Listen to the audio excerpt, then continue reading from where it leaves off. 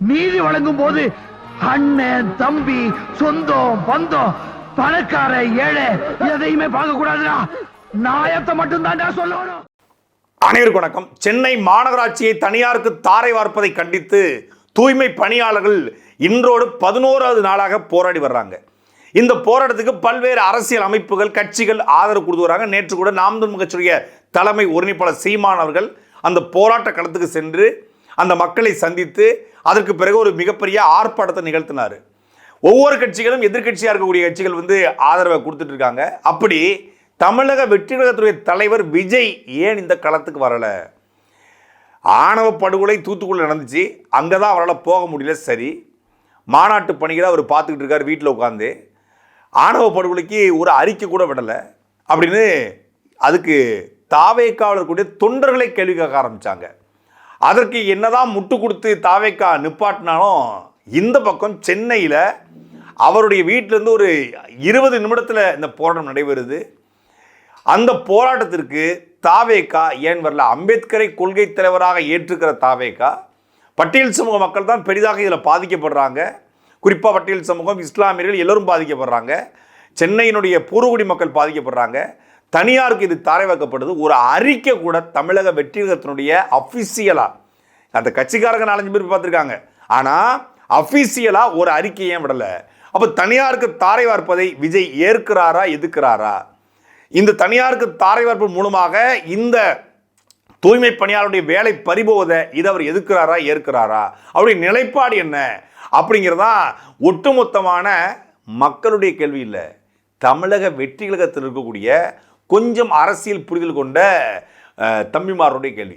தாவேக்கா கட்சிக்காரன் கேள்வி ஆரம்பிச்சிட்டான். உண்மையில் நான் அவனை பாராட்டுறேன். ஏன்னா திமுக மாதிரி எல்லாத்துக்கும் முட்டு கொடுக்காம, காங்கிரஸ்கார மாதிரி எல்லாத்துக்கும் முட்டு கொடுத்து நிற்காம, ஆனால் தமிழக வெற்றி கழகத்தில் கூடிய விஜய் கட்சிக்காரன் கேள்வி ஆரம்பிச்சான். ஏன்னா பொது வழியில் அவனால் அரசியல் பண்ண முடியல, பொது வழியில் அவனால் கருத்துக்களை எடுத்து வைக்க முடியல.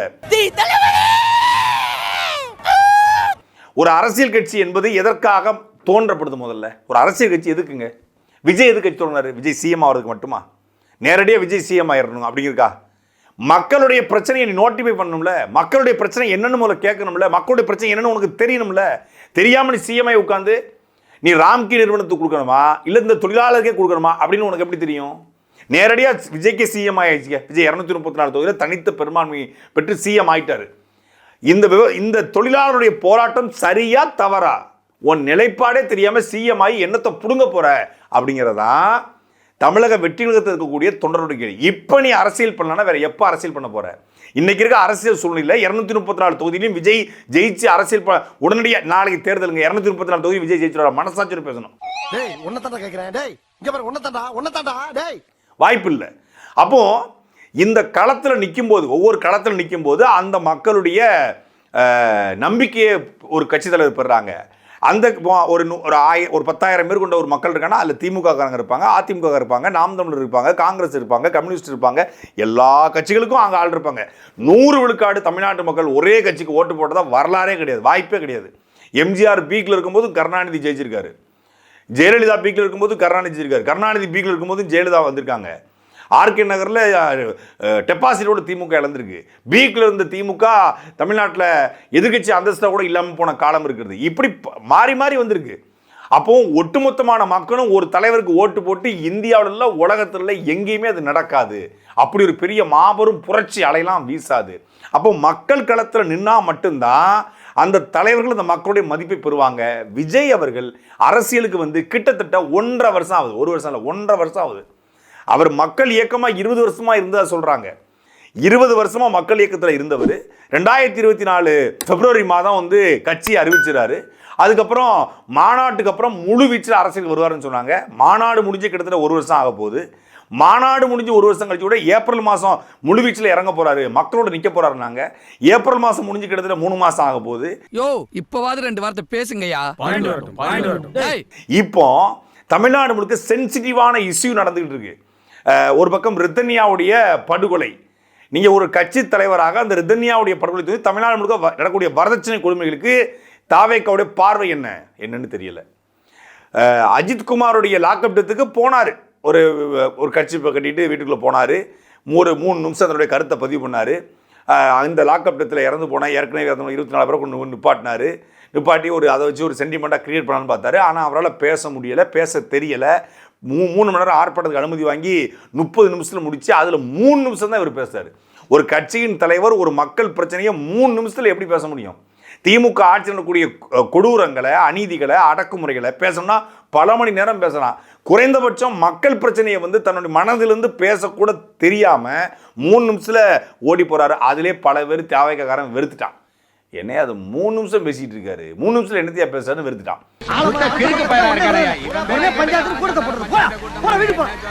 அதுக்கப்புறம் மிகப்பெரிய சென்சிட்டிவ் இஷ்யூ, ஒட்டுமொத்த தமிழ்நாடே பதறிடுச்சு.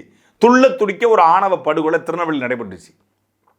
நாம எல்லாரும் ஒண்ணுதான், பிறப்புக்கும் எல்லா உயிருக்கும் என்கிற வல்லூருடைய கோட்பாட்டை எடுத்து போட்டு நம்ம எல்லாரும் ஒண்ணுதான் மேடையில பேசின விஜய் அவர்கள், அம்பேத்கரை தன்னுடைய கொள்கை தலைவராக வைத்திருக்கிற விஜய் அவர்கள், திரைப்படங்களில் சாதி ஒழிப்பு குறித்து பேசக்கூடிய விஜய் அவர்கள், சனாதன எதிர்ப்பு குறித்து பேசக்கூடிய விஜய் அவர்கள், ஒரு படத்தில் நினைக்கிறேன் ஷாஜகான், உண்மையுள்ள காதலுக்கு நன்மை செய்ய பிறந்தவன், 2 உள்ளங்களை செத்து வைக்க இவன் உயிரையும் கொடுப்பவன், காதலித்து தோல்வியுற்ற காதலரை அந்த கல்லறையை தட்டி தட்டி எழுப்புங்கள், இமயத்தை வென்று கூட செத்து வைப்பேன், துணிந்து என்னிடம் அனுப்புங்கள் ஹோ அப்படின்னு போடுவாங்க. அப்போ காதலித்து தோல்வியுற்ற காதலரை கல்லறையை தட்டி தட்டி எழுப்புங்கள், இமயத்தை வென்று கூட சேர்த்து வைப்பேன், துணிந்து என்னிடம் அனுப்புங்கள் அப்படின்னு பாட்டு பாடுற விஜய் அவர்கள் அங்க காதலித்ததுனால, வேறு சாதி பெண்ணை காதலித்ததுனால ஒருத்தன் துள்ள துடிக்க படுகொலை செய்யப்பட்டிருக்கானே, நீ கல்லறைக்கு போனாதான் எழுப்புவியா, உயிரோடு இருக்கும்போது எழுப்ப மாட்டியா அப்படிங்கிற கேள்வியை தாவேகாவுடைய தொண்டர்கள் கேட்குறான். நாம கேட்குறேன், உண்மையிலே அவனை கேட்குறாங்க. உண்மையிலே தாவேகா கட்சியில் இருக்கக்கூடிய பல்வேறு அரசியலை வாட்ச் பண்ணக்கூடிய, பார்க்கக்கூடிய, நாம் தமிழர் கட்சியை பார்க்கக்கூடிய, தமிழ் தேசியத்தை பார்க்கக்கூடிய இளைஞர்கள் கேட்குறான், நாம் தமிழ் கட்சி போய் களத்தில் நிற்கிறது, சீமான் போய் களத்தில் நிற்கிறாரு, பிரஸ் மீட் கொடுக்குறாரு, துணிஞ்சு பேசுறாரு, ஆணவ படுகொலைக்கு தனிச்சட்டம் ஏற்றணும்னு பேசுறாரு, நீ என்னையா பண்ணிட்டு இருக்க, எங்கேயா இருக்க முதல்ல அப்படின்னு கேட்குறான். விஜய் வரலங்கிறதாண்டி ஏன் வரலங்கிறதா இப்போ இருக்கிற கேள்வி. ஏன் வரலங்கிறதாண்டி ஏன் ஒரு அறிக்கை கூட விடல, ஏன் ஒரு கண்டனம் கூட தெரிவிக்கல அப்படிங்கிறதா கேள்வி. என்னன்னா, ஜான் ஆரோக்கியசாமி ஒரு பட்டியல் சமூக மக்களுடைய பிரச்சனையே தீவிரமா பேசுற பொழுது அங்கே இன்னொரு சமூகமும் வருது. அந்த சமூகம் இடைநிலை சமூகமா இருக்கு, அது ஒரு பெரும்பான்மை சமூகமா இருக்கு, ஆதிக்க சமூகமா இருக்கு. இப்போ இந்த இடத்துல 2 சாதிகளுக்கான பிரச்சனையில நாம போய் கருத்து சொன்னா இந்த சமூகத்துடைய ஓட்டு வராம போயிடும். அது இந்த சமூகம் ஓட்டு மட்டும் இல்ல, ஆணவ படுகொலையில ஈடுபடக்கூடிய சமூகங்களை எல்லா சமூகம் ஈடுபடுது. அதுல இந்த இடைநிலை சமூகம் ஆணவ படுகொலைய ஏற்குதா எதுக்குறலாம் தாண்டி அதுல கை வைக்கும் போது பெரும்பான்மை ஆதிக்க மனநிலை கொண்ட சமூகங்களுடைய வாக்கு நமக்கு வராமல் போயிடும். அதனால் நம்ம அதில் தலையிடவே வேண்டாம் தளபதி, நம்ம சைலண்ட் மோடுக்கு போயிடுவோம் தளபதி. இது அப்படியே ஒவ்வொரு வருஷம் நடந்துக்கிட்டு தான் இருக்கும். நம்ம இப்போ ஒவ்வொரு முறையும் அறிக்கை விட முடியாது. இது நமக்கு இந்த நேரத்தில், தேர்தல் நேரத்தில் இது தேவையில்லை, அது ஓட்டை டிஸ்டர்ப் பண்ணிடும் அப்படின்னு ஜான் ஆரோக்கியசாமி சொன்னதுனால விஜய் பேசலை. சரி, இங்கே சென்னையில் பட்டியல் சமூக மக்களுக்கான பிரச்சனை, தூய்மை பணியாளர்களுக்கான பிரச்சனை, அது ஒரு தனியார் மையத்தை ஆவதை கண்டித்து அந்த மக்கள் 11 நாள் போராடுறான். ஆதவ் அர்ஜுனா பார்த்துட்டு போறாரு. ஆனா விஜய் அறிக்கை வெளியிடல. எல்லாத்துக்கும் 2024 பிப்ரவரி தொடங்கி தொடர்ச்சி அறிக்கை வெளியிட்டார். நீட் தேர்வு, பரந்தூர், புதிய கல்விக் கொள்கை, எல்லாத்துக்கும் அறிக்கை வெளியிட்டார். எல்லாத்துக்கும் அறிக்கை வெளியிட்ட விஜய் அவர்கள் இதற்கு ஏன் அறிக்கை வெளியிடல? அப்ப என்ன கேள்வி வருதுன்னா, தனியார் மையம், இந்த கார்ப்பரேஷன் தனியார் மயம் ஆவதை விஜய் ஏற்கவில்லையா? விஜய் அதை எதிர்க்கவில்லையா? அப்ப அவருடைய நிலைப்பாடு என்ன அப்படிங்கிறதுல இது ஒரு குழப்பம் ஏற்படுது. இங்கேயும் என்ன வருதுன்னா, ஜான் ஆரோக்கியசாமி என்ன சொல்றாருன்னா, நாம இதுல பேச வேண்டாம், இதுல நம்ம சைலண்ட் ஆயிருவோம், எதுவா இருந்தாலும் சைலண்டா இருப்போம். இப்போ விஜய் ஏன் வரல, விஜய் ஏன் கவினுக்கு பேசல, விஜய் ஏன் கார்ப்பரேஷன் தூய்மை பணியாளர்களுக்கு பேசலை, விஜய் ஏன் ரித்தன்யாவுக்கு பேசலை, விஜய் ஏன் உடுமலைப்பேட்ட இதுக்கு பேசலை அப்படின்னு ஒரு இது பயங்கரமாக கிரியேட் ஆகுது தளபதி. இப்படி கிரியேட்டாக உங்களுக்கு ஹைப் ஏறிட்டே போகுது. இப்போ நீங்கள் மாநாட்டில் பேசுனீங்கன்னா பயங்கரமாக இருக்கும். நீங்கள் தொடர்ச்சியாக மக்களை சந்திக்க ஆரம்பிச்சிங்கன்னா, தொடர்ச்சியாக பார்க்க ஆரம்பிச்சிங்கன்னா அதனுடைய ஹைப்பு குறைஞ்சிரும். அப்படி டப்புன்னு வரணும், மாநாட்டில் பேசணும், அப்புறம் தேர்தல் பிரச்சாரத்தில் பேசணும், அப்படி இருந்தால் மட்டும்தான் உங்கள் மேலே ஒரு பெரிய கிரேஸ் இருந்தே இருக்குன்னு சொல்லி சொன்னதை நம்பிக்கிட்டு வெளியே வரவே இல்லை. அரசியல் களத்தில் யாரை மக்கள் அங்கீகரிப்பாங்க? அப்போ தாவேகா கட்சிக்காரனே பார்க்குறான், என்னையா சீமான் திடீர்னு பார்த்தா தேனியில் மலைமாடலுக்காக ஒரு மாநாடு நடத்துகிறாரு, அவரே வந்து மாட்டை மேய்ச்சிட்டு போறாரு. இன்னொரு பக்கம் பார்த்தா திருநெல்வேலியில் போயிட்டு கவினுடைய ஆணவ படுகொலை நிற்கிறாரு. இந்த பக்கம் பார்த்தா ரெட்டமலை சீனிவாசன் அயோத்தியாச பண்டிதர் கூட்டம் போட்டிருக்காரு. அந்த பக்கம் பார்த்தா புலவர் தமிழரசருக்கும் கலியபெருமாளும் கூட்டம் போட்டிருக்காரு. அந்த பக்கம் போயிட்டு பார்த்தா தேவேந்திர குல வேளாளுடைய பட்டியல் வெள்ளத்துக்கு பேசிட்டு இருக்காரு. இந்த பக்கம் பார்த்தா இந்த ஆணவ படுகொலையை கண்டிக்கு ஆர்ப்பாட்டம் பண்ணிடுறாரு. இந்த பக்கம் பார்த்தா சென்னையில் வந்துட்டு தூய்மை பணியாளர்கள் நிற்கிறாரு. எல்லா பக்கமும் சீமான் நிற்கிறாரு. அப்போ நம்மால் எங்க? அப்போ ஒரு கட்சி 8.2 விழுக்காடு வாங்கின கட்சி, தமிழ்நாட்டில் எந்த அரசியல் பின்னணமும் பணபலமும் இல்லாத ஒரு கட்சி, கூட்டணியை வைக்காத கட்சி, திமுக அதிமுக பாஜக காங்கிரஸை களத்தில் எதிர்க்கிற ஒரு கட்சி, மாற்று அரசியல் பேசுகிற கட்சி களத்தில் நிற்குது. அந்த தலைவரே வந்து விஜய் கட்சிக்காரனே பார்க்குறான். எல்லா இடத்துலையும் சீமான் நிற்கிறாரு. சீமான் கட்சிக்காரங்க இணையத்தில் ஆக்டிவாக இருக்கான். கொள்கையை பேசுகிறான், கோட்பாட்டை பேசுகிறான், தத்துவத்தை பேசுகிறான், சித்தாந்தத்தை பேசுகிறான். ஆனால் நம்மளால் எதையுமே எடுத்து வைக்க முடியல. நாமளும் ஒரு கட்சியில் சேர்ந்துருக்கிறோம், நாமளும் ஒரு வெள்ளச்சட்டை வெள்ளை வெட்டியை போட்டுருக்கோம், நாமளும் மஞ்சள் செப்பு துண்டை போட்டுக்கிட்டு காரில் கொடியை போட்டு திருறோம். ஆனால் எதுக்கு திருறோம்னே தெரியல, என்ன பண்ணுறோம்னே தெரியல. அரசியலும் பண்ண முடியல, கூட்டமும் போட முடியல, கொள்கையும் விளக்க முடியல. கடைசியில் பார்த்தா மக்களுக்கு ஒரு இஷ்யூ, அங்கேயும் என் தலைவன் வரமாட்டானா, நான் எதுக்குடா அரசியல் பண்ணுறேன்னு சொல்லி தாவேக்கா கட்சிக்காரன் கேட்க ஆரம்பிச்சிருக்காங்க. ஒரு அரசியல் கட்சி தலைவருடைய தனித்திறன் ஆற்றல், அவர் கட்சி தலைவருங்க, அவர் வந்து நாட்டை ஆள தகுதி படைத்தவருங்க அப்படிங்கிற மிகச்சிறந்த எடுத்துக்கிட்டு செய்தியாளர்களை சந்திப்பது. செய்தியாளர்ல ஒருத்தர் திமுக சார்புடையவர் இருப்பார், ஒருத்தர் அதிமுக சார்புடையவர் இருப்பார், ஒருத்தர் வந்து நாம் தமிழர் சார்புடையவர் கூட இருப்பாங்க, ஒருத்தர் வந்து திராவிட சித்தாந்தத்தை பின்பற்றுவார், ஒருத்தர் வந்து தேசிய சித்தாந்தத்தை பின்பற்றக்கூடிய இருப்பாங்க. எல்லாரும் கலந்துருப்பாங்க. பத்திரிகையாளர் நடுநிலையாளர்களாக இது போர்வையில் எல்லா சித்தாந்தத்தை பின்னணி கொண்டவர் இருப்பாங்க. என்னுடைய எல்லா அரசியல் கட்சிகளும் ஒவ்வொரு மீடியா இருக்குது, எல்லாரும் இருப்பாங்க. அவங்கள ஃபேஸ் பண்ணணும். மேடையில் பேசுறலாம் தாண்டி ஊடகங்களை யார் வந்து 1-to-1 சந்திக்கிறாங்களோ, விஜயகாந்த் அவர்கள் மீது விமர்சனம் வைக்கப்பட்டிருக்கலாம், ஆனால் விஜயகாந்த் ஊடகங்களை போல்டாக சந்திச்சார். அந்த ஊடகங்களாலே அவர் வந்து கேலியாக கிண்டலாக மாற்றப்பட்டார். ஆனால் அந்த ஊடகத்தை சந்திச்சார். ஊடகத்தையே சந்திக்காம ஒரு கட்சியை நடத்திடலாம் அப்படின்னு விஜய் அவர்கள் நினைப்பது என்பது, விஜய் அவர்களை நினைக்க வைத்தது என்பது, அது ஒரு அப்பட்டமான மேட்டுமைத்தனமான அரசியல்.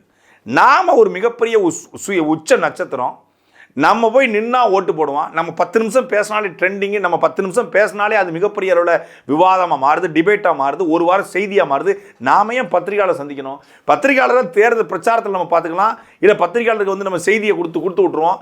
நம்ம சொல்கிறது தான் செய்தியாக மாறணுமே ஒழிய அவன் கேட்குறது செய்தியாக மாறக்கூடாது. பத்திரிகையாளர் சந்திப்பு நடத்தினா அவன் கேட்பான், நீங்கள் வந்து அம்பேத்கரை கொள்கை தலைவராக வச்சுருக்கீங்களே, பிறப்புக்கும் எல்லா உயிருக்கும்னு சொல்கிறீங்களே, சாதி இல்லைன்னு மேடையில் பேசுகிறீங்களே, சனாதன ஒழிப்புன்னு பேசுகிறீங்களே, இதில் உங்கள் நிலைப்பாடு என்ன? ஆணவ படுகொலையில் தூய்மை பணியாளர் விஷயத்தில் உங்கள் நிலைப்பாடு என்ன? தனியாருக்கு கொடுத்தது சரியா தவறா? சென்னை மேயருடைய நிலைப்பாடு என்ன இருக்குது? ஏன் சேகர்பாபு வந்துட்டு போகிறார், அதை பற்றி நீங்கள் என்ன நினைக்கிறீங்க அப்படின்னு எல்லா கேள்விகளையும் பத்திரிகையாளர்கள் சர மாதிரியாக கேட்பான். 20 நிமிஷம் வச்சா கூட ஒவ்வொருத்தரும் ஒவ்வொரு கேள்வியை கேட்பான். அதில் அவர் எப்படி டேக்கிள் பண்ணுறாரு, என்ன திறமையாக கையாளுறாரு அப்படிங்கிறத பொறுத்து தான் அவர் உண்மையிலே அரசியல் புரிதல் உள்ளவரா இல்லையா அப்படிங்கிறது தெரிய வரும். மேடையில் நாம் எல்லாரும் ஒன்று தான், நாம் எல்லாரும் ஒன்று தான் அப்படின்னு பேசுவதனாலேயே ஒருத்தர் அரசியல் தலைவர் ஆகிட்டாரு அப்படின்னு நம்ப போகிறது கிடையாது. அதை தாவைக்க தொண்டை எதிர்பார்க்க ஆரம்பிச்சிட்டான். என்னையா கட்சி ஆரம்பிச்சு 1.5 வருஷம் ஆச்சு, ஒரு ப்ரெஸ் மீட் கூட நீ நடத்தலை. ப்ரெஸ் மீட் ஏன் ப்ரெஸ்ஸை சந்திக்க மறுக்கிற? கொடைக்கானலுக்கு ஷூட்டிங் போகும்போது மதுரை ஏர்போர்ட்டுக்கு போகிறேன், யாரும் வராதிங்க அப்படின்னு ஒரு ப்ரெஸ்ஸை பார்க்குறாரு. அப்படி ப்ரெஸ்ஸை பார்க்குற ஒருத்தர் ஏன் இதுக்கு பார்க்கல?